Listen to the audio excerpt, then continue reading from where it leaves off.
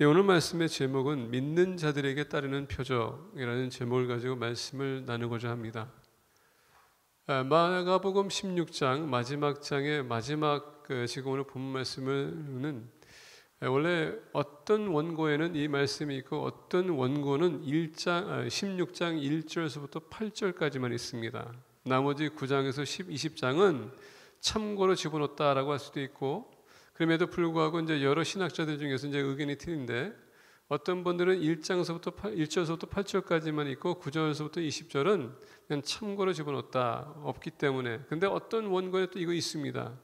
근데 중요한 건 뭐냐면 이것도 저것도 뭐 어느 것이 맞냐, 그게 아니라 성경 하나님께서 주신 것이기에 모든 말씀은 우리에게 필요한 거고, 또 20절까지 주장하는 신학자들은 무슨 얘기냐면 초대교회에서 모든 또 우리가 처치 파더스라고 할 때 그것도 사도들뿐만 아니라 또 이제 우리가 신약의 이제 그 변론가들 보게 되면 또 마가복음 9절서부터 20절까지 다 사용했다라고 합니다. 그렇기 때문에 어떤 원고에는 이것이 있기 때문에 이것 또한 다 포함된 것이다.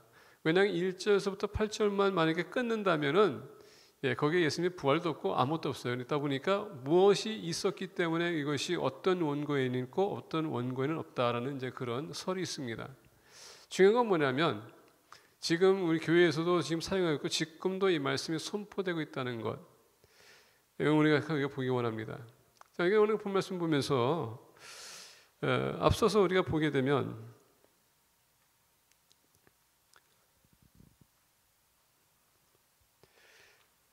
예수님께서 부활하시고 난 후에 예수님께서는 여인들에게 나타났습니다. 그리고 그 여인들에게 나타나시고 이 여인들이 예수님 부활하신 것을 보고 어떡합니까? 막 달려가가지고 제자들에게 말씀합니다. 제자들이 처음에는 그 여인의 말을 듣지 않고 어떡합니까? 우리가 가서 직접 봐야 되겠다 해서 무덤으로 막 달려가요. 그리고 먼저 요한이 들어가고 베드로가 따라 들어갑니다. 보고서는 그들이 다시 돌아갑니다. 그 순간만큼은 우리가 또 마태나 또 누가나 또 요한을 보게 되면 이들이 그때 당시만 해도 봤지만은 아직도 믿지 못했더라라는 말씀이 있습니다. 왜? 아직도 불확실하기 때문에, 혼동이 오기 때문에. 그러면서 이게 12절 보게 되면 그 후에 그들 중 두 사람이 걸어서 시골로 갈 때에 엠마오에 가는 두 제자, 예수님께서 만나지 않습니까? 그 만나고서는 그들과 같이 앉으시면서 구약서부터 이게 다시 한번 설명하면서 그들의 마음이 뜨거워지기 시작하면서 갑자기 순간적으로 본인들이 생각한 것은 바로 주님이다 했는데 주님께서 사라졌어요. 그것을 또 와서 제자들에게 얘기하는데 그것 또한 그 제자들이 믿기가 참 힘들다. 그래서 오늘 본 말씀 보게 되면 14절에 그 후에 11 제자가 음식 먹을 때에, 자, 그들이 이제는 두려운 마음과 떨리는 마음과 지금 예수님께서 돌아가셨고 부활했음에도 불구하고 지금 긴가민가하는 그런 상태에서 우리들이 발각되면은 우리도 마찬가지로 예수님처럼 십자가 질 수도 있다라서 그들이 숨어서 음식 먹을 때 예수께서 그들에게 나타나사 그들의 믿음 없는 것과 마음이 완악한 것을 꾸짖으시니 이는 자기가 살아난 것을 본 자들의 말을 믿지 아니함이더라. 제자들이 말씀하고 있음에도 불구하고 그들은 듣지 않습니다. 다른 사람, 본 사람들이 말하고 있는데 듣지도 않습니다. 본인들은 지금 아직도 마음이 완악하기 때문에 믿지 못했다라고 합니다. 자, 이것을 보면서 오늘 우리 교회를 이렇게 다니는 여러분들과 저도 마찬가지로 우리가 예수님의 부활하심을 우리가 다 믿어요. 그런데 상황과 환경에 따라서 우리 또한 그런 의심이 올 때가 있어요. 마음이 완악해져 가지고 예수님이 부활했음에도 불구하고 우리가 그것을 못 믿을 때가 있습니다. 그 완악한 마음이 왜 오는지는 몰라요. 아마 어떤 면에서 보게 되면 우리가 주관적으로 말씀 듣기 원하기 때문에 주관적인 차원에서 내가 해석하고 이해할 수 있는 만큼만 받아들이지만 나머지는 내가 받아들이기 힘들다 해서 안 받아들일 수 있어요. 지금 이렇게 교회를 나오고 계심에도 불구하고 이렇게 얘기하고 있는데도, 이렇게 선포하고 있는데도 여러분들 사이에서 지금도 예수님이 부활하셨을까라는 그런 의심하는 마음이 있어요. 그건 완악한 마음. 우리 모두가 말씀은 듣고 있지만 확실치 않기 때문에 우리가 때로는 말씀 들어도 이해를 못하고 말씀을 우리가 듣는 데 있어서 우리가 이해하는 부분을 받아들이기 때문에 우리 부분적으로만 순종할 때가 있습니다. 그게 완악한 마음 때문에 그래요. 우리는 좀 열린 마음을 가지고 말씀을 다 들어야 될 필요가 있는데 우리는 그렇지 못할 때가 많아. 왜? 우리는 항상 주관적으로 모든 것을 보고 있기 때문에. 그래서 여러분 좀 열린 마음이 필요하고요. 객관적에서 우리가 좀 말씀을 보는 것도 필요합니다. 여러분들의 의견에 안 맞아도 괜찮아요. 하느님의 말씀은 절대 여러분들의 의견에 맞춰서 쓴 게 아니기 때문에. 말씀 선포된 것은 여러분들의 의견에 여러분의 감정에 맞추기 위해서가 아니거든요. 우리가 알아야 될 것, 진리를 알아야 되기 때문에. 그리고 우리가 지금 이 얽매이는 삶에서 자유를 얻기 주기 위해서 진리를 알아야 된다고 했거든요. 그러다 보면 이게 여러분들과 저와 부딪힐 수도 있어요. 내가 이해를 못하면, 내가 그것을 받아들이지 못하면 부딪힐 수밖에 없습니다.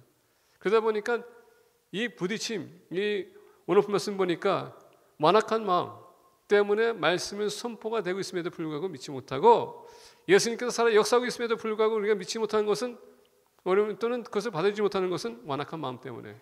그래서 오늘 말씀 보게 되면 완악한 것을 꾸짖으시니, 자, 여기서 보니까 리뷰했다는 얘기입니다. 무슨 얘기입니까? 야단쳤다는 얘기예요. 어떻게 너희들이 3년 동안 나와 함께 있었으면서도 불구하고 이렇게까지 너희들의 마음이 완악할 수 있느냐. 근데 주님께서 벌써 이미 제자들에게 얘기했어요. 내가 십자가 지는 날 너희들이 다 흩어질 것이다. 알고 있었어요. 근데 부활해서 몇 사람들한테 보여줬고, 제자들이, 그 사람들이 와서 제자들에게 얘기하고 있음에도 불구하고 그것을 믿지 못하면 왜? 완악한 마음. 그래서 여러분, 이 딱딱한 마음, hardness of heart, 이것을 좀 녹일 필요가 있습니다. 자기가 살아난 것을 본 자들의 말을 믿지 아니함이라. 자, 그러면서 오늘 말씀 보게 되면 17절과 18절에 보게 되면 믿는 자들에게는 이런 표적이 따르리니, 주님께서 표적에 대해서 얘기합니다.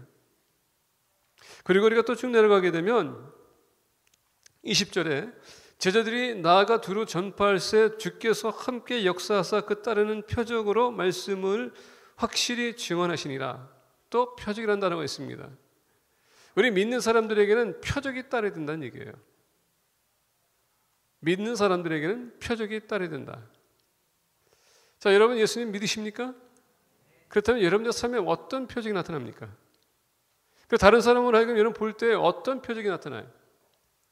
여러분들 무슨 표적을 볼 수 있습니까? 이 표적이 따르지 않기 때문에 우리가 때로는 완악한 마음이 생기는 것이고, 주님이 부활하고 계심에도 불구하고 우리는 주님이 저 멀리 계신 것처럼 느낄 때가 많아요. 그래서 우리가 지금 이 표적이 도대체 무엇인데 우리가 이것을 나타내야 되는가 보길 원해요. 첫 번째로 본 말씀 보겠습니다. 15절과 16절입니다. 또 이르시되 너희 온 천하에 다니며 만민에게 복음을 전파하라.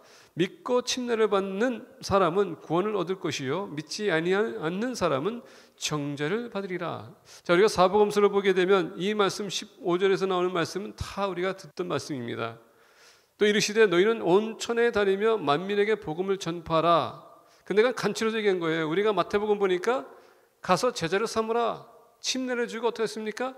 내가 너에게 본 모든 말씀 너가 가르쳐 지키게 하라. 이것이 이제 예수님께서 말씀하신 거예요. 근데 이건 간추린 겁니다. 이르시되 너희는 온 천하에 다니며 만민에게 복음을 전파하라. 자, 여러분, 복음이 뭡니까? 예수님이 하나님 아버지의 그 사랑을 비춰주기 위해서 우리가 원수되었을 때 주님께서 어떻게 했습니까? 십자가에 돌아가셨습니다. 우리의 죄값을 지불하기 위해서 십자가에 지셨어요. 돌아가시기 전에 십자가에서 어떻게 했습니까? 피를 흘렸습니다. 그 피가 우리의 제사함을 주는 겁니다. 더 나아가서 그 피는 새 언약이라 했습니다. 그걸 믿는 사람으로 하여금 영생이 있는 것, 이걸 복음을 얘기하는 겁니다. Good news. 자, 가서 제자를 삼으라고 했습니다. 우리가 제자를 삼기 위해서 오늘 말씀 보니까 복음을 전해서 믿게 하고 그 복음적인 삶을 살게 하기 위해서 어떻게 합니까? 제자를 삼아야 될 텐데 우리는 가야 된다는 얘기예요. 그게 마태복음에서 28절에서 얘기하는 겁니다. 다시 얘기한다면 우리 믿는 사람은 구약에서는 모이기에 힘썼지만은, 그리고 예루살렘 성전에서 모이기 위해서 그 모든 백성들이 와가지고 제사를 드리고 거기서 그들이 다시 돌아갔다 또 1년 내로 또 다시 왔는데, 신약에서는 교회에 모이는 이유는 다른 것이 아닙니다. 말씀을 듣고 우리가 배우고 무장해서 나가서 세상의 빛과 소금의 역할을 하라는 얘기입니다. 그러다 보니까 신약에서는 가라 하는 얘기예요. 여기서 배운 것을 가서 너희들이 선포해서 복음을 듣게 하고 죽었던 자들이 다시 주님께 돌아오고, 그들 제자로 삼아서 어떻습니까? 양육해서 그들이 다시 성장할 수 있도록 하고, 그들 똑같이 그들 가서 제자로 삼는 역할을 할 수 있도록 너희들이 하라, 이 얘기예요. 그래서 오늘 말씀을 보게 되면 이르되 너희는 온 천하에 다니며 만민에게 복음을 전파하라. 믿고 침례를 받는 사람은 구원을 얻을 것이요 믿지 않는 사람은 정죄를 받으리라. 자, 지난주에 우리 새가족반이 마쳤습니다. 새가족반 하시는 분들은 알다시피 거기에서는 우리가 침례에 대해서 얘기해요. 침례라는 단어를 보게 되면 바치소라는 단어 씁니다. 바치소라는 단어는 물에 잠그다라는 뜻이에요. 여러분 흰천을 갖다가 염색하기 위해서 어떻게 합니까? 칼날을 그 물에다 풀고서는 거기다가 흰천을 갖다 담글 때에 그걸 갖다 바치소라는 얘기예요. 그래서 침례라는 단어, 이 세례라는 단어가 좀 잘못 기재됐는데 침례라는 단어입니다. 자, 그렇다면 침례는 물에 담근다는 뜻인데 오늘 말씀 보니까 믿고 침례를 받는 사람은 구원을 얻을 것이요 믿지 않는 사람은 정죄를 받으리라. 자, 이 말씀이 있다 보니까 어떤 분들은 우리가 침례 받으면 구원이 있다라고 이렇게 주장하는 사람도 있어요. 여러분 침례는 예수 그리스도를 믿는 사람이 침례 받는 것이지 침례 받는다고 해서 구원 있는 것은 아닙니다. 예수 믿을 때 우리가 구원받는 것이지 침례가 여러분들 구원받는 게 아니에요. 근데 어떤 사람들은 그렇게 생각하는 것 같아요. 침례 받았으니까 나 구원받았으니 나 이제 교회 안 가도 되고 아무것도 안 해도 된다. 그러면서 당신 구원받았습니까? 예, 저 침례 받았거든요. 그러면 침례 받으면 침례 받았다고 해서 구원이 있는 거 아닙니다. 그러면요 막 놀래요. 갑자기 쇼킹하다는 얘기예요. 왜? 그렇게 배웠기 때문에. 또 어떤 교단들은요 이걸 주장하고 있습니다. 침례를 꼭 받아야지만 구원이 있다고. 근데 어떤 교단이 그냥 않겠습니다. 그렇게 이해하는 사람, 그렇게 가르치는 교단도 있기 때문에. 자, 침례를 우리가 좀 보기 원합니다. 침례에 대해서 보게 되면 로마서 6장 3절부터 5절 보게 되면 이렇게 말씀하십니다. 로마서 6장 3절부터 5절. 무릇 그리스도 예수와 합하여 침례를 받는 우리는 그의 죽으심과 합하여 침례를 받은 줄을 알지 못하느냐. 자, 침례는 뭡니까? 예수님의 죽으심에 우리가 동참하는 것, 이것이라는 얘기예요. 그러므로 우리가 그의 죽으심과 합하여 침례를 받았으므로 그와 함께 장사되었나니, 다시 얘기하면 침례는 우리가 받음으로 뭡니까? 죄로 죽고 이 얘기예요. 이는 아버지의 영광으로 말미암아 그리스도를 죽은 자 가운데서 살리심과 같이 우리도 또한 새 생명 가운데서 행하게 하려 하심이라. 자, 여러분 침례는 뭡니까? 우리가 예수님께서 죽으신 것처럼 죽는 것이고 우리가 나올 때는 주님께서 부활하신 것처럼 부활의 상징이에요. 그게 바로 복음의 핵심이거든요. 주님께서 우리 죄를 위해서 죽으시고 그리고 부활하심으로써 믿는 사람에게 영생에 대한 소망 주기 위해서 이 침례가 그걸 상징하는 겁니다. 5절 보니까 만일 우리가 그의 죽으심과 같은 모양으로 연합한 자가 되었으면 또한 그의 부활과 같은 모양으로 연합한 자가 되리라. 그게 침례가 바로 그거예요. 복음을 여러분 우리가 간추려서 얘기한다면 침례가 그 복음의 핵심적인 간추려서 우리에게 붙여주는 겁니다. 근데 우리가 예수님을 믿어야지 구원이 있거든요. 그렇기 때문에 침례교에서는 이건 믿음의 침례, 믿는 자의 침례라고 합니다. 다시 우리가 예수님 영접한 사람들만이 침례받는 것이지 누가 받으라고 해서 받는 것도 아니고 그것을 구원받기 위해서 받는 것이 아니라는 얘기예요. 예수님을 내가 구주로 영접한 것, 그의 죽으심과 부활하심에 동참하기 위해서 우리에게 두 가지 명령한 것이 있는데, 지키라고 한 것이 있는데 뭡니까? 그게 침례와 그리고 주님의 만찬. 근데 주님의 만찬과 침례가 여러분 똑같은 의미를 갖고 있습니다. 그래서 우리가 모일 때마다 너희들이 나를 기념하기 위해서 주님의 만찬을 하라. 또 예수 그리스도를 믿는 사람은 뭡니까? 침례를 받으라. 그래서 오늘 본 말씀 다시 돌아가게 되면 믿고 침례를 받는 사람은 구원을 얻을 것이요. 그래서 여기서 보게 되면 믿지 않는 사람은 정죄를 받으리라. 여러분 왜 갑자기 뒤에서 보니까 믿지 않는 사람은 정죄를 받을까 할까요? 그건 뭐냐? 침례 받고서도 구원받는다는 얘기가 아니에요. 예수님을 믿고 우리가 침례 받는 거 동참하는 것이지 예수님 믿지 않으면 우리는 정죄받은 사람들이에요. 그 얘기예요. 자, 그렇다면 오늘 말씀 보면서 첫 번째 표적이 무엇이 따라야 되는가? 여러분 우리 믿는 사람들은 나로부터 회심의 표적이 있어야 된다는 얘기예요. 내가 구원받았는지 못 받았는지 그것도 모르면서 여러분 교회 다닌다면은 무엇을 여러분들 믿을 거예요? 이렇게 예수님께서 부활하시고 그들에게 나타났음에도 불구하고 확실하게 모르기 때문에 혼동이 오는 겁니다. 그러다 보니까 못 믿어. 그래서 우리 믿는 사람들은 이런 혼동이 없기 위해서는 우리가 믿는 사람들이 따라야 될 표적은 뭐냐? 여러분들 회심이 필요하다는 얘기예요. 우리 주님을 우리 구주로 영접하는 사람들이 진정으로 주님의 부활하심도 우리가 볼 수 있는 것을 알 수 있는 것이고 그 살아가서 역사하신다는 것을 우리가 체험할 수 있는 것이고 그분을 만날 수 있는 것입니다. 그 바깥에서는 주님 만날 수도 없어요. 그리고 오늘 말씀 보니까 먼저 conversion experience, 예수님을 믿음으로 말미암아 우리가 구원받는 그런 회심, 거듭남의 삶.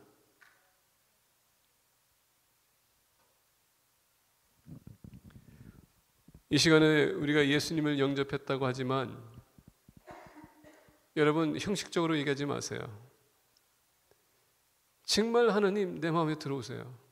주님 내 마음에 들어오셔서 주님을 제가 교제하기 원합니다. 체험하기 원합니다. 주님 믿습니다. 나의 구주 되신 주님이세요. 저를 지배하세요. 이런 진정한 고백이 없이는 힘들어요. 사람들이 얘기하는 거 가지고서는 여러분 안 됩니다. 여러분 우리가 구약을 보게 되면 아브라함, 야곱, 이삭의 하나님, 아브라함의 하나님, 아버지가 믿는 하나님 본인이 직접 체험하지 않고 있어서는 어떻게 됐습니까? 그가 거짓말쟁이에 대해서 사기치는 사람이 있었어요. 근데 본인이 직접 만나고 나는 건 어떻게 됩니까? 본인도 변하기 시작하다는 얘기예요. 내가 믿는 하나님이 다른 사람이, 그러니까 여러분 우리 권순일 집사님 여기 계시는데 권순일 집사님 믿는 하나님, 그 믿는 그 하나님이 아니라 권순일 집사님 믿는 하나님이지만 내가 믿는 하나님이 돼야 된다는 얘기예요. 그래야지 내가 그분을 체험할 수 있기 때문에. 그런 conversion experience가 우리가 필요해요. 그 표적.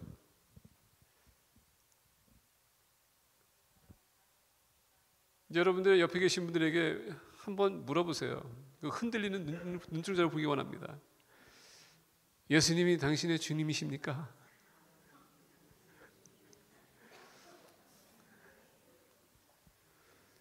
이런 거에 있어서 우리가 흔들림이 없어야 돼요. 자신감 있게 우리가 대답할 줄 알아야 됩니다. 두 번째 오늘 본 말씀 보겠습니다. 어떤 표적이 따라야 되는가? 17절과 18절인데요. 믿는 자들에게는 이런 표적이 따르리니 곧 그들이 내 이름으로 귀신을 쫓아내며 새 방언을 말하며 뱀을 집어 올리며 무슨 독을 마실지라도 해를 받지 아니하며 병든 사람에게 손을 얹은즉 나리라 하시더라. 여기서 보니까 이것을 얘기했을 때 능력 체험을 얘기하는 겁니다. 파워 인카운트라고 하는 겁니다. 우리 믿는 사람들은 예수님이 주시는 그 능력, 권능을 가지고 나가서 여러분 이런 것을 체험해야 된다는 얘기예요. 더 나가서 이것을 우리가 발휘해야 된다는 얘기입니다. 자, 오늘 말씀 보게 되니까 이런 표적이 또 따라야 된다고 하는데, 자, 파워 인카운트에서 첫 번째 뭐냐? 그들이 내 이름으로 귀신을 쫓아내며, 여러분 구약과 신약을 보게, 특히 신약을 보게 되면 복음서에 있는 신약은 모든 귀신 들린 자들이 어떤 사람이 있었어요? 예수님이 오시기 전에 지금 그들을 지배했습니다. 예수님 만나는 순간 어땠습니까? 귀신들이 또 다 쫓아났어요. 가장 대표적인 예는 누굽니까? 7 귀신이 들어왔던 여인. 더 나가서 게네사렛 지역에 갔더니 거기에 귀신이 들었던 사람. 7 영과 더 나가서 1000명의 귀신이 들어왔던 이 한 사람. 이 사람들의 보편적인 것은 뭐냐? 예수님이 오기까지는 이 귀신으로 인해서 예수님도 몰랐고 미친 생활을 했고 사람에게 외면당하고 여러분 완전히 쫓겨나는 그런 삶, 소외당하는 그런 삶, 사회에서 매도했던 그런 사람들이었어요. 이 사람들은 하나님 말씀도 듣지도 못하고 알지도 못하고, 여러분 사단과 사악한 영들이 하나님을 반란해서 어땠습니까? 하늘에서 떨어졌습니다. 그들은 지금 하나님을 대적할 수 없기 때문에 하나님께서 사랑하는 우리를 대적하는 것입니다. 어떻게 해서든 우리가 하나님 음성 듣지 못하게 해서 우리 지옥에 떨어지게 하기 위한 것. 어차피 여러분 예수님 모르면 우리 지옥에 떨어지는 겁니다. 근데 예수님께서 오신 건 뭡니까? 우리 다시 한번 생명을 주기 위해서, 다시 한번 기회를 주기 위해서 오신 건데 사단은 그것을 막게 하는 겁니다. 사악한 영. 그러다 보니까 예수님께서 갈 때마다 귀신을 쫓아냈어요. 그런데 귀신 쫓아내다 보니까 그들이 말씀이 들리더라. 참 중요해요. 그래서 구약을 우리가 신약에 와서 사복음서 귀신론에서 공부하게 되면 이 귀신들은 오로지 주님의 사역과 주님의 음성과 주님의 말씀을 방해하기 위해서 존재했던 것입니다. 그러다 보니까 주님께서 가는 곳마다 다 쫓아냈어요. 참 중요해요. 근데 예수님께서 제자들을 치시면서 해가지고 어떻습니까? 둘씩 보냅니다. 그들에게 똑같은 권능을 주셨어요. 말씀 선포하는 것, 치유하는 것, 귀신을 쫓아내는 것. 우리 믿는 사람들은 예수 그리스도의 이름으로 어떻게 할 수 있다고요? 사악한 영을 대적할 수 있어요. 귀신이 우리 지배할 수 없는 것입니다. 우리 안에 성령님이 계시다면 절대로 지배할 수 없어요. 그 능력을 가지고 살아가는 겁니다. 근데 아까 말씀드린 것처럼 회심의 표적이 없다면 이것 또한 힘들 거야. 교회 20년, 30년 다니면 무슨 소용이 있습니까? 예수님 모르는데. 이건 모임단체도 아니고, 그렇다고 여러분 교회 와서 왜 손해봐? 헌금 내면서. 다른 데 가면 공짜로도 주고 뭐 점심도 먹여주는데 그게 아니잖아요. 첫 번째 보니까 내 이름으로 귀신을 쫓아내며, 두 번째 보니까 새 방언을 말하며. 새 방언. 이거는 뭐 여러 가지 맥락에서 여러 가지 설이 있고 여러 가지 지금 여태까지 아직도 지금 이거에 대해서 많은 논쟁들이 있습니다. 근데 저는 그냥 딱 저기 하고요. 제가 얘기하고 싶은 건 뭐냐면 이 새 방언을 얘기하는 겁니다. 자, 여러분 이 새 방언을 얘기하기 위해서 우리가 좀 어디까지 가야 되냐면 사도행전 1장, 우리가 2장을 갈 필요가 있습니다. 사도행전 2장 1절부터 11절 보게 되면 이렇게 얘기합니다. 여러분들 성경 있으면 좀 열어서 우리가 같이 좀 보기 원합니다. 사도행전 2장 1절부터 11절 보게 되면 오순절 날이 이미 이름에, 여러분 이게 오순절이라는 뜻은 무엇이냐면 40일 주님께서 부활하시고 제자들과 있었던 것이 40일입니다. 그리고 예수님께서 부활 승천하시고 난 후에 10일이 남았는데 10일 후에 어떻게 했습니까? 이 10일 후에 성령이 임한 것입니다. 그래서 오순절, 성령이 임한 때 얘기하는 겁니다. 자, 오순절 날이 이미 이름에 그들이 다 같이 한 곳에 모였더니 헐련히 하늘로부터 급하고 강한 바람 같은 소리가 있어. 여러분 여기서 잘 들어야 되는 것은 바람 같은 소리라고 했습니다. 그냥 바람 같은 소리가 확 나는 겁니다. 있어 그들이 앉은 온 집에 가득하며. 이 바람 같은 소리가 지금 가득했다는 얘기예요. 마치 불의 혀처럼, 말이 불의 혀처럼. 다시 여기서 우리가 처럼이라는 단어를 씁니다. like. 그래서 어떤 사람들이 성령이면 막 뜨거워. 여러분 그건 아니에요. 락이라는 것이지 여러분 불이 아니라는 얘기예요. 근데 많은 사람들 성령이만 다르면 막 뜨거워. 그런데 여러분 그 뜨겁다는 건 뭔지 아십니까? 또 그게 심판의 사인이거든요. 거기에 대해서 여러분 뜨겁다 이런 거 저기 하지 마세요. 말씀을 좀 우리가 보겠습니다.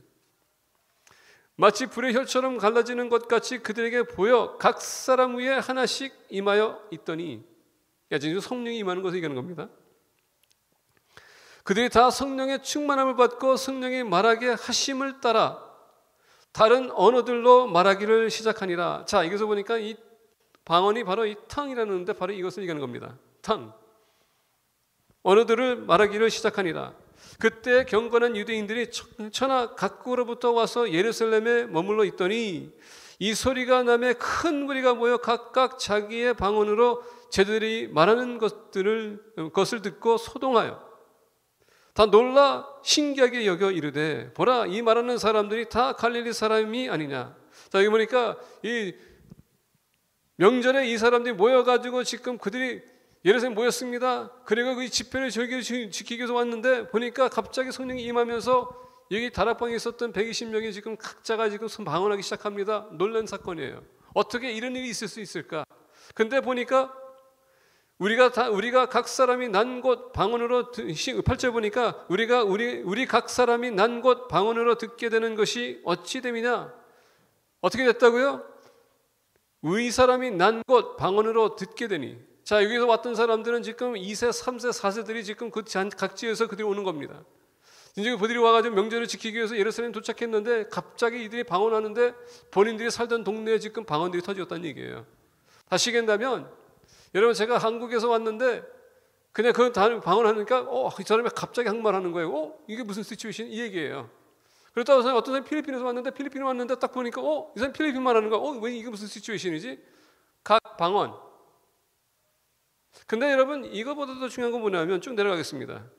11절에 그런데 그레데인과 아라비아인들이라 우리가 다 우리의 각 언어로 하느님의 큰 일을 말함을 듣는도다 하고, 이 방언의 목적이 뭐였었어요? 하나님의 큰 일을 들었다는 얘기예요. 우리가 여러분 이 고린도전서 12장서부터 얘기하는 그 모든 은사를 보게 되면 그 은사가 왜 줬다고요? 여러 지치지만 한 몸. 결국 뭡니까? 한 몸으로서 교회를 만들고요. 교회가 어떻습니까? 움직이는 것을 얘기하는 겁니다. 모든 방언은, 모든 은사는 결국은 교회를 세우고, 교회를 세우는 겁니까? 하나님의 나라를 세우는 것입니다.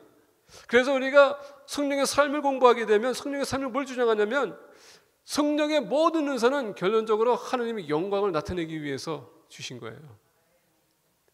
뭐 신이 은사해가지고 내 자신 나타내는 이건 아닙니다. 방언을 해가지고서 사람들에게 여러분 드러내는 게 아닙니다. 그 얘기예요. 그러다 보니까 방언에도 여러분 사랑이 없으면 뭐라고요? 우리는 깽가리가 같다는 얘기예요. 그렇게 중요하지 않다는 얘기예요.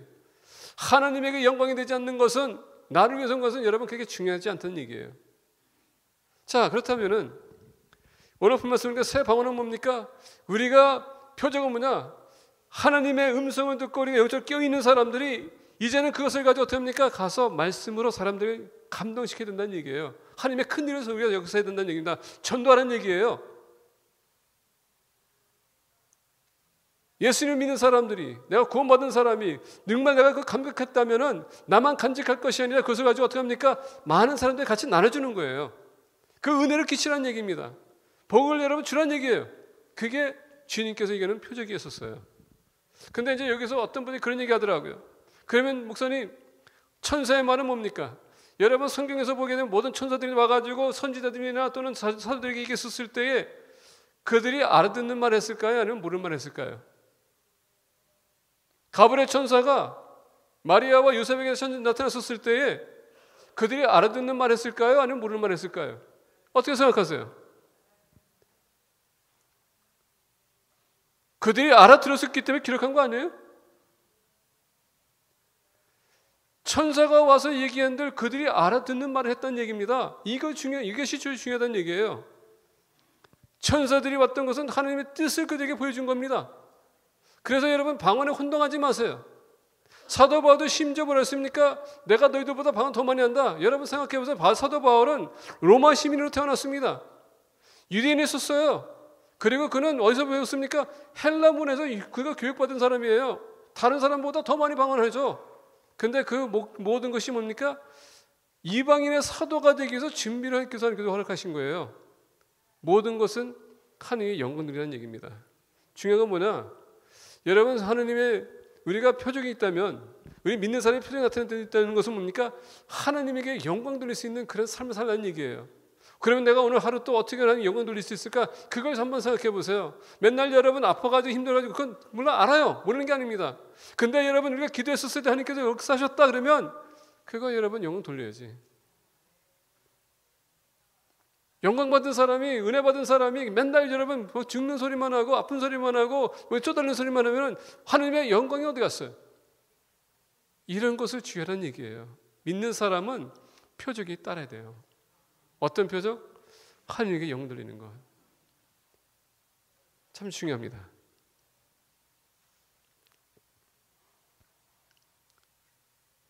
18절 보니까는 뱀을 집어 울리며 무슨 독을 마실지라도 해를 받지 아니하며, 뱀을 들었더니 죽지 않더라. 여러분 읽다시피 사도 바울 보세요. 갑자기 그가 로마를 가다가 배에 문제가 생겨가지고 부딪혔습니다. 말리타라는 섬에 그들이 내렸습니다. 그랬는데 살아났더니 갑자기 나무를 짚다가 독사한테 물렸습니다. 사람들이 보는 순간에 저 사람 정말 재수없는 사람이구나. 어떻게 이 배의 위기에는 너무 모면하고 본인이 빠져나와가지고 살았는데 이제는 독사에게 물렸다는 것. 제가 평소에 얼마나 많은 죄를 졌으면 저런 일이 생길 수 있을까. 근데 가만히 보니까 죽지 않았어요. 물론 여러분 그렇다고 해서 여기 보면 뭐 카풀 헤드가 있는데 가서 만지라는 얘기는 아니에요. 시험하자는 얘기가 아닙니다. 무슨 얘기냐면 우리가 상황과 환경 속에서 우리가 위험성이 있다는 얘기입니다. 그 위험성에 있어서 우리가 흔들리는 게 아니라 믿음을 가지고 우리가 이겨나가는 거예요. 그런 표적이 있어야 된다는 얘기입니다. 여러분이 목회자니까 이런 얘기 하지 마세요. 목회자도 똑같은 사람이에요. 그러나 여러분 그만큼 말씀으로 우리가 연단하고 훈련하고 그러다 보니까 그렇게 살아가다 보니까 나도 모르게 그렇게 되더란 얘기예요. 나도 똑같은 연약함이 있고 나도 죄를 짓는 사람이에요. 절제하고 인내하다 보니까 때로는 여러분 무슨 얘기해도 그냥 넘어갈 수 있어요. 왜? 하도 듣는 얘기니까. 근데 그 모든 것은 연단이 필요한 거예요. 그런 위험한 상황을 넘어가는 겁니다. 그런 표적. 병든 사람에게 손을 얹은 즉 나으리라 하시더라. 여러분 의인의 기도는 뭐라 했습니까? 야고보에서 능력 있다라고 했습니다. 특히 병든 자를 어떻게 했습니까? 장로들 불러서 기름 바르게 하고 기도를 받으라라고 했습니다. 왜? 의인의 기도는 능력이 있기 때문에. 잘 들으세요. 의인의 기도는 능력이 있다고 했습니다. 의인은 뭡니까? 하느님과 바른 관계를 세운 사람, 주님과의 교제에 있는 사는 사람, 그 의인의 기도는 능력이 있다. 그런 여러분, 우리가 아픈 사람, 힘든 사람, 부족한 사람 우리가 중보기도 해주고 기도해 줄 때 여러분 그런 표적이 나타나야 된다는 얘기예요. 그런 표적. 문제가 생겼는데 그걸 가지고 막 해결하는 게 아니라 먼저 여러분 기도하고 그리고 상담해도 되는 거예요. 내가 아무것도 할 수 없어서요. 기도하면 주님께서 하시는 겁니다. 그런 기도의 표적을 보이라는 얘기입니다. 우리가 어디 있든 교회에서만 아니라 집에서만 아니라 우리가 나가서도 마찬가지로 여러분 사람 만나게 되면 그 사람들 여러분 전도하기 위해서 힘써야 되는 것이고 은혜를 나누기 위해서 힘써야 되는 것이고 여러분 우리가 말할 때 그들이 안 들을 때 여러분 기도하는 겁니다. 어떤 교수님께서 어떤 형제 어떤 자매하고 이렇게 교제하는데 아무리 얘기해도 이 자매가 듣지 않고 그러다면서 고개를 막 끄덕끄덕 나중에 보니까 안 되겠다. 그랬더니 마음으로 사탄을 물러가자 했더니 그 여자가 갑자기 쓰러지다가 다시 일어났대요. 정신이 말짱해졌대. 이런 것. 우리 믿는 사람은 이 어두운 세계를 지배할 수 있는 그런 권능 있는 사람들이에요. 그런 것을 바라라는 얘기입니다.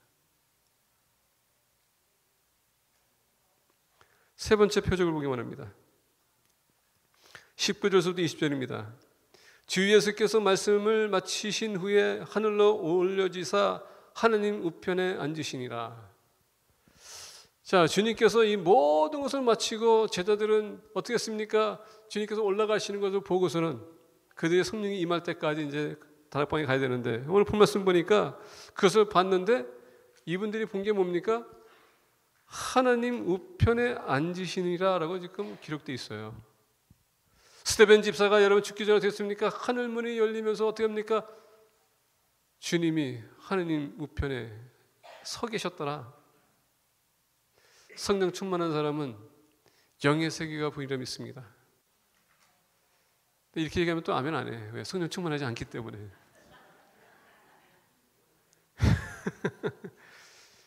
성령 충만하지 않아도 여러분 성령이 여러분들 안에 계시면 여러분들 영의 세계를 봐야 돼요. 하나님을 여러분들 알아야 됩니다. 발견하는 겁니다. 그냥 이렇게 얘기하면 꼭 성령 충만해지 그러니까 사람이 죽어가지고 나 성령 충만하지 않은데 우리가 여러분 우리 안에 성령님께서 내재하세요. 그분이 우리에게 영적인 것을 다 보여주시고 분별력을 하게 하시는 겁니다. 심지어 말씀도 깨우침 받게 하는 것이고 말씀대로 살아갈 수 있도록 우리에게 능력을 주시는 거예요. 자, 오늘 본 말씀 보니까 올려지사 하느님 우편에 앉으시니라. 자, 주님께서 모든 사역을 마치시고 이제 구원의 문제에서는 주님께서 완전히 완벽하게 끝냈다는 얘기입니다. 그래서 테텔레스타이, finish, 다 끝났다. 더 이상 주님께서 할 수 있는 것은 없어요. 구원에 대해서는. 우리가 그 복음만 믿으면 돼요. 그래서 이제 주님께서 쉬시는데 아까 얘기했듯이 스데반 집사는 그때 어떻게 했다고 주님께서 섰어요. 뭡니까? 저는 그거 한번 생각해 봤어요. 어떻게 주님께서 앉아 계실 분이 앉아 계실 분이 쉬셔야 될 분이 갑자기 스데반 집사가 순교를 당할 때 일어섰을까? 뭐 여러 가지 또 해석도 있더라고요. 어떤 분들은 그런 얘기합니다. 내가 죽으면 주님께서 나를 데리러 오신다고. 그럼 뭐 여러분 뭐 일리가 있을 수도 있어요. 왜? 일어서셨다는 겁니까? 내가 이제 너를 데리러 가야 되겠구나. 왜? 주님께서 어떻게 합니까? 내가 너희들 거처소를 내가 준비하면 내가 너희들 데리러 올게 하셨기 때문에 또 그렇게 해석할 수 있어요. 자, 이제 그렇게 해석하다 보니까 갑자기 눈물이 나기 시작해요. 지금 날락까막 하는 중인데 내가 이렇게 힘들고 어려운 상황이 있을 때 주님께서 일어나시는구나.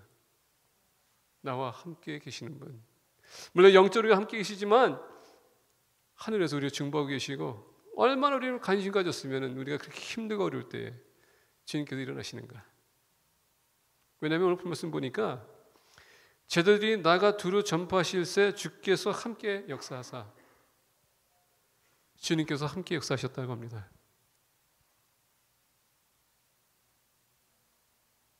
주님께서 함께 역사하셨다.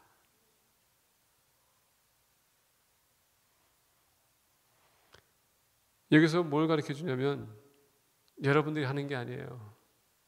주님께서 도와주시는 겁니다. 여기까지 온 것, 지금까지 지내온 것 다 주님의 은혜예요. 주님이 우리를 이끌어 주시는 겁니다. 우리가 함께 해주세요. 그분이 역사하세요.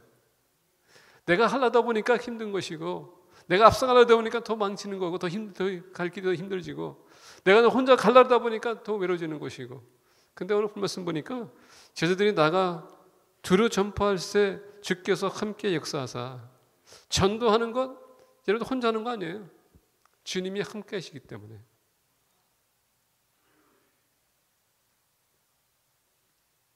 그래서 저는 이 말씀을 보면서 전에는 못 느꼈는데 이 말씀을 연구하다가 저한테 한 대 맞았어요.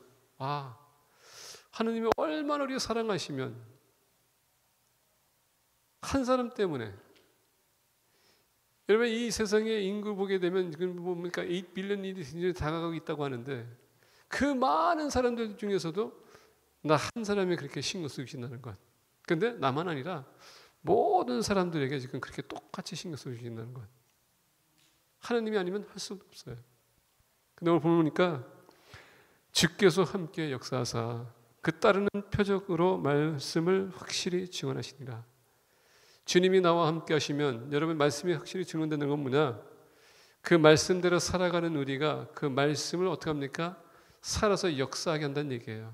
다시 얘기한다면 우리에게 따르는 표적은 하나님이 나를 통하여서 역사한다는 그런 간증을 우리가 나눠야 돼요. 오늘도 주님께서 나를 가장 기본적이고 당연한 거라고 생각할 수 있습니다. 근데 여러분 저처럼 이렇게 연약한 사람은 하루하루 눈에 뜨는 거는요 기적이라고 생각해요. 왜냐하면 어젯밤도 이렇게 말씀을 이렇게 막 이렇게 준비하다 보니까 제가 12시에 잤거든요.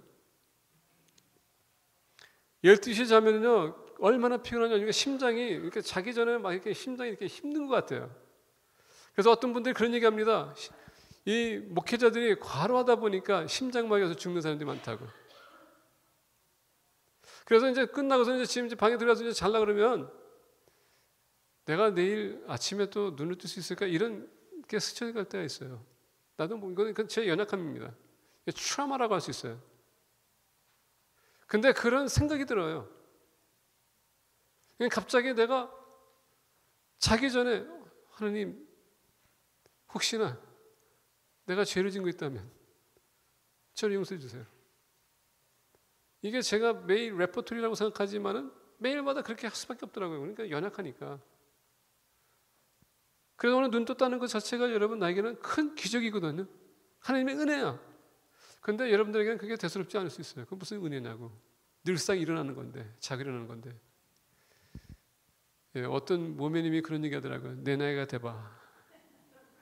나 같은 사람이 돼봐요. 그거 여러분 은혜예요.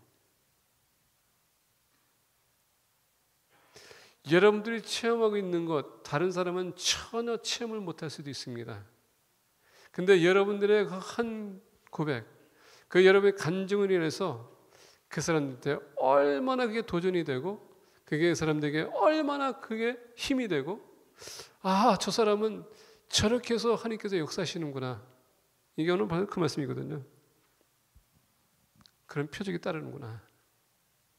그런 사람은 주님이 우리가 다가오실 때 절대 여러분 모르는 척할 수 없습니다. 그분을 손볼 수밖에 없어요. 근데 이 제자들 말씀 맺고자 합니다. 그 후에 11 제자가 음식 먹을 때에 예수께서 그들에게 나타나사 그들의 믿음 없는 것과 마음이 완악한 것을 꾸짖으시니 이는 자기가 살아난 것을 본 자들의 말을 믿지 아니함이라라. 완악한 마음. 그러기 때문에 믿지 못한다. 우리 삶에 이런 표적이 따르지 못하기 때문에 그게 힘든 거예요. 그때도 지금 나가가지고 막 그게 아니라 자연적으로 말씀대로 살아가게 되면 여러분 하나씩 우리가 체험할 수 있는 겁니다. 그리고 이렇게 드러나는 거예요. 주님의 영화롭게 하는 표적이 주님 오시 그날까지 여러분들에게 함께하기를 예수 그리스도의 이름으로 축복합니다. 기도하겠습니다.